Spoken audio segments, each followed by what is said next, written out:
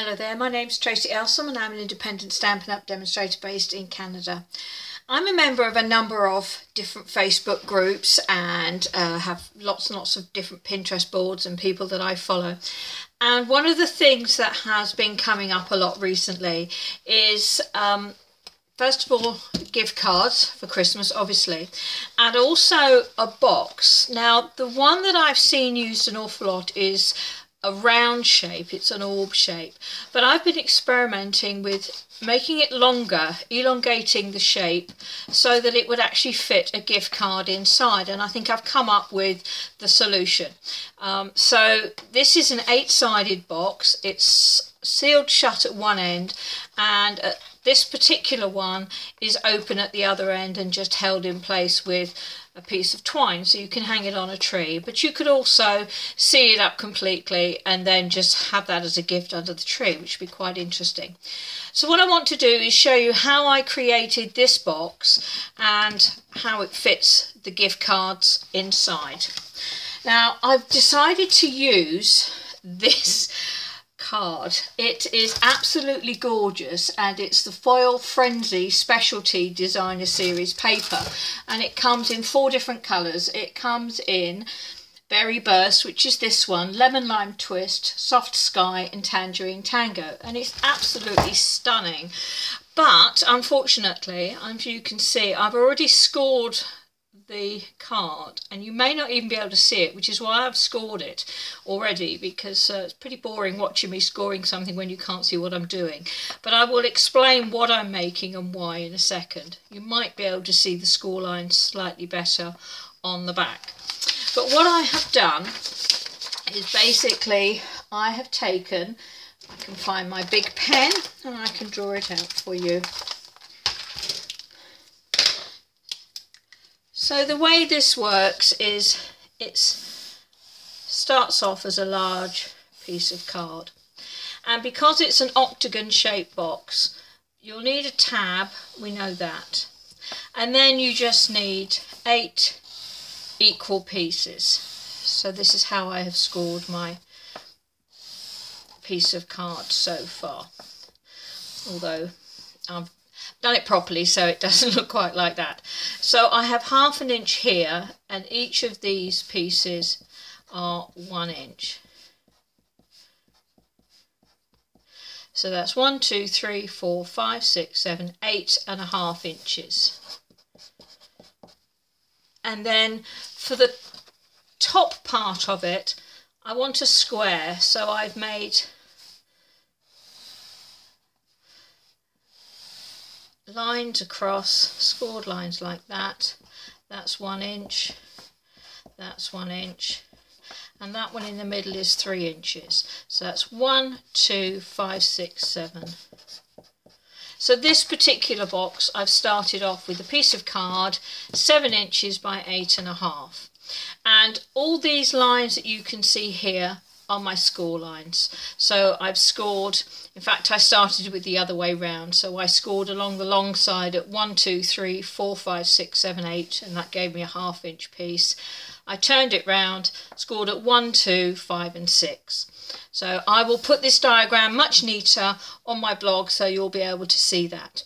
The other things that you will need to do is cut and score some little bits. So what I have done, if I can find the mark there, on the little tab, then in here, whoops, I have made a mark in the centre, should be in the centre, and you score like that.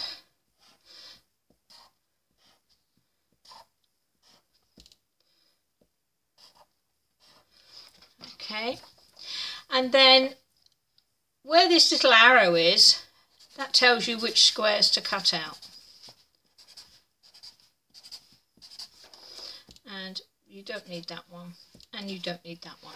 So that's what I'm going to do. And as I say, I will have that diagram much more neatly written out on my blog. So far I have the lines, the straight lines that I've scored, the lines across and the lines down. Now I'm going to bring in a large wad of paper because I now need to do the other scored lines. So using this paper makes it easier to get a bit of a better pressure.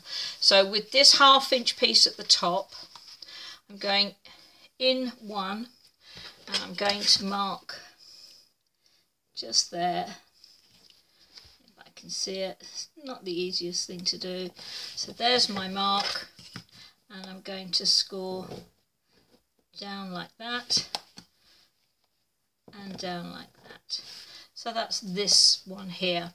I'm going to miss a square and I'm going to go to the next square, find the centre of it. It's a 1 inch square, so that's easy to find, and again score that. Okay, go across one, find the centre at the top, which is there, and score it down to the horizontal line. Move across one more square and do the last one. So you're only doing these little V's in alternate squares.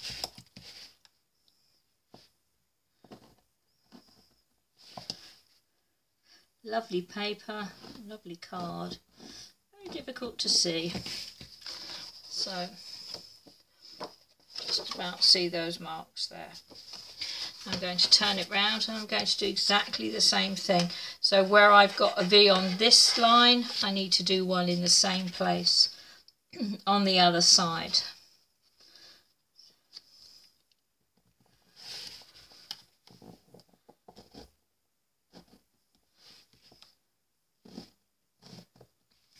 Move across one square, so it's going to be in the centre of this one. Just using my ruler just to help me make sure I've got the right, I've got it in the right place.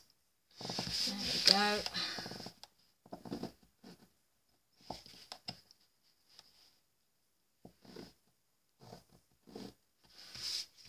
Two more to do. So this square here, I'm getting better at finding the centre without measuring it each time. And again, really give it a good crease. There. And the last one is going to be over here. Again, got that right.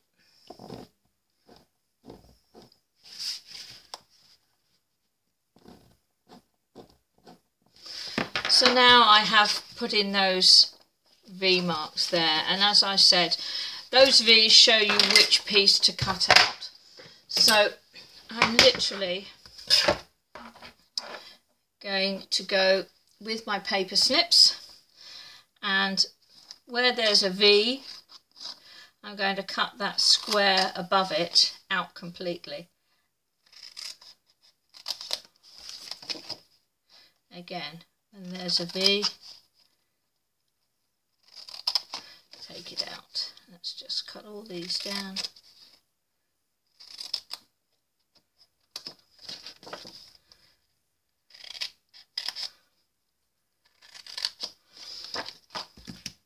Okay, so there's a V here, so I'm going to cut that one off.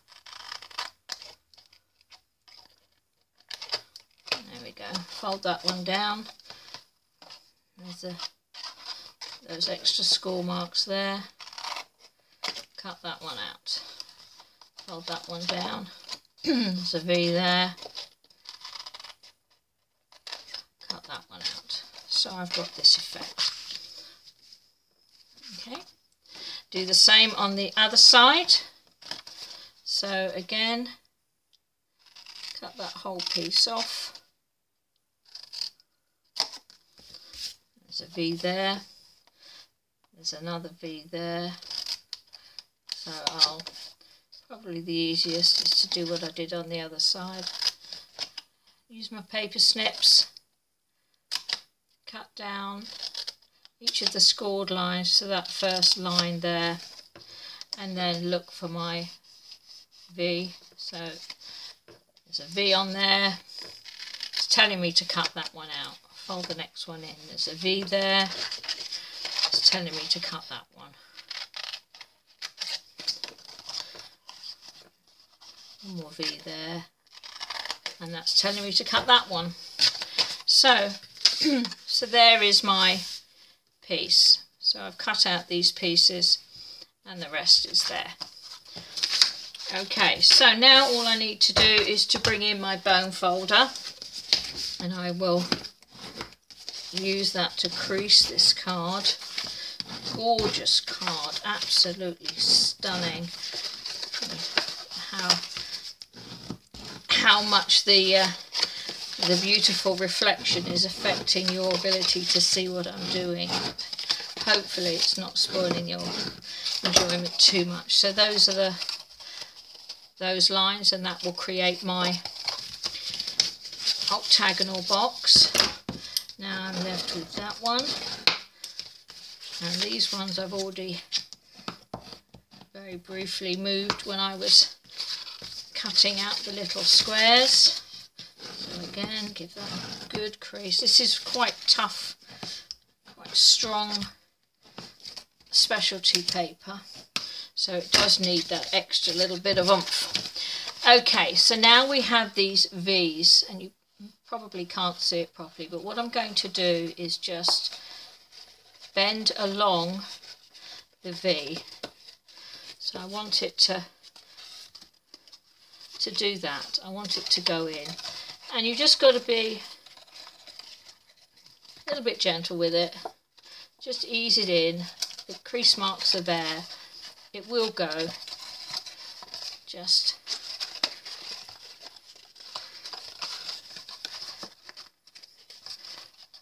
use your fingers, use your fingernails to create that effect. Turn it round, do the same on the other side. This is quite a simple method, is you've got exactly the same thing happening on both sides.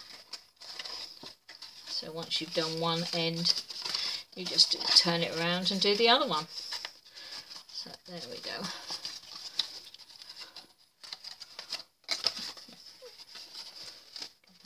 Crease. There we go.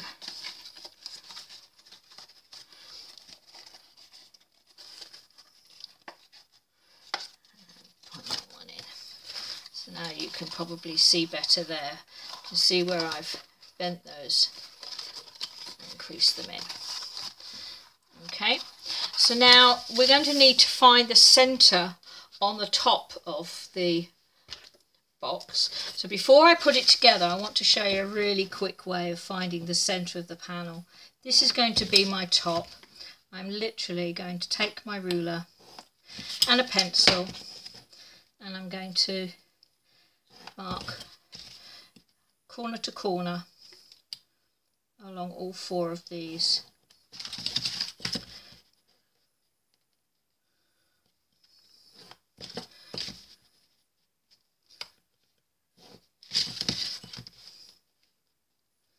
Like that. You can hopefully see that. Okay, I don't need this huge wad of paper here, so let's get that out of the way.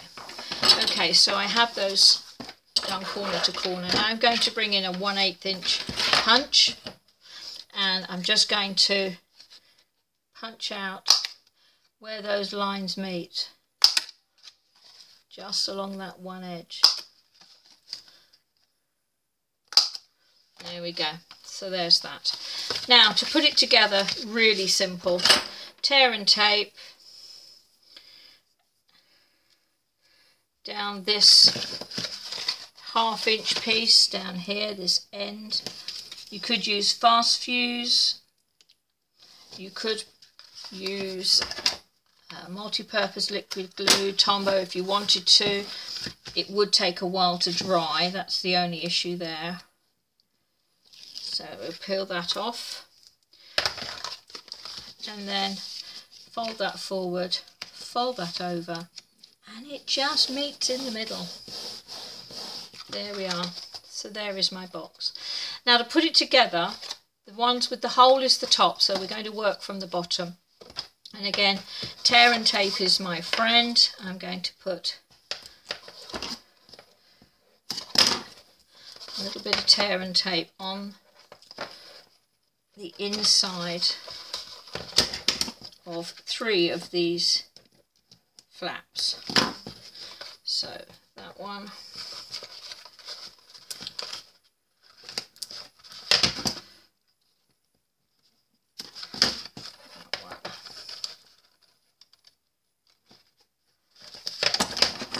just because I don't want this to open up. Just let me see where the join is. There's the join. So I'm going to make that the back. So that's the one I don't want to put tear and tape on. Let's move it out of the way.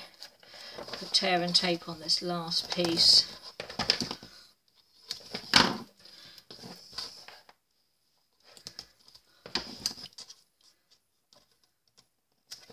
There we go. Okay, so now we have the tear and tape, and we have these pieces that are creased, and you'll see as you start to pull it together, it will automatically all go where it's supposed to go because we've already started those creases. So I'm peeling off the backing off this one, and I'm simply going to push in on those creases and bring those 2 squares together and just press down.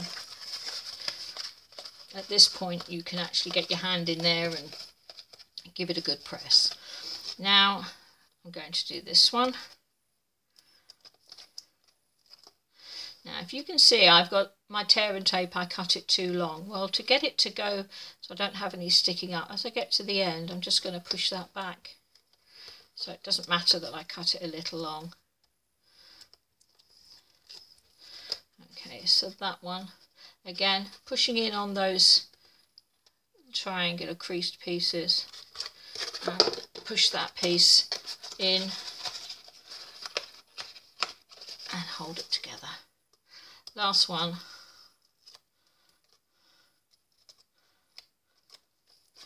Take that. And it just seems to, this last piece just really, it wants to go. It really does want to go in there. So get that over, and there is the base. So that's it.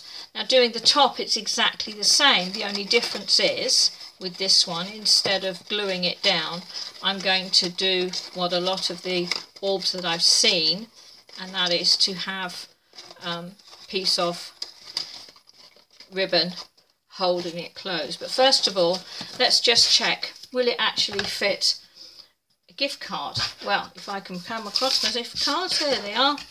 There are my gift cards. Tim Hortons coffee. Let's have Tim Hortons coffee. Right, okay, so there we are. So that's how it will work. So now all I need to do is to take my piece of ribbon. I have 8 inches of ribbon here, and I'm going to tie it in a knot. Just a simple knot. There we go. Make sure I've got it all, both ends. A nice simple knot. Now, although it's going to be on the inside, I still want that to look a little bit neater. So let's just chop off the end there. Okay, and then all you have to do is start to fill them in. Now, you can rub out those pencil marks if you want to. They're going to be on the inside, so it's not a problem to me. I can see that the seam is here, so I'm going to make that one the first one, so it's going to be right on the bottom. So I poke it through there, close it down, go to the opposite one, push it through, close it down. Go to that one, push it through, and close it down. Finally, same thing, I'm just poking that loop of ribbon through and closing it down. Now if you want to, you can add a little bit of adhesive on the bottom of that one just to make it stay down, but I can assure you that's not going anywhere. So there's my box. It stands up. That's great, not a problem. So I'm going to do a very quick bit of stamping. I have some Very Burst ink here, and I have the Retiring Santa Suit stamp set, and I want this little Have a Jolly Christmas. So I'm going to quickly stamp that with Very Burst ink. Take that out of the way, find my punch. I have a 1 1/4 inch punch, and I'm just going to punch that out with a 1 1/4 inch punch. I have a 1 1/2 inch punch, and I have some Berry Burst card here. So let's do that.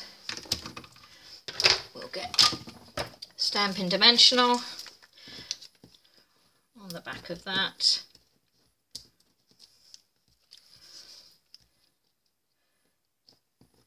On the back of that.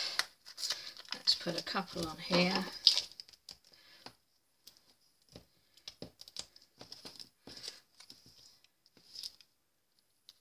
Go. Pull the backing off there, and let's put that on the front of that. So there we have it. Lovely little octagonal box, elongated orb. I have no idea who first designed the orb shape. There's been lots of different people have versions of it on their YouTube accounts and various Facebook and Pinterest. So whoever you are, thank you very much, and I hope I've done your original orb justice by making it slightly longer so it fits a gift card or other slightly larger gift. So I hope that's been useful. Do go back to my blog and you'll find the diagram. All the measurements and scoring for this particular project will be there for you to see. Thanks very much for watching. Bye.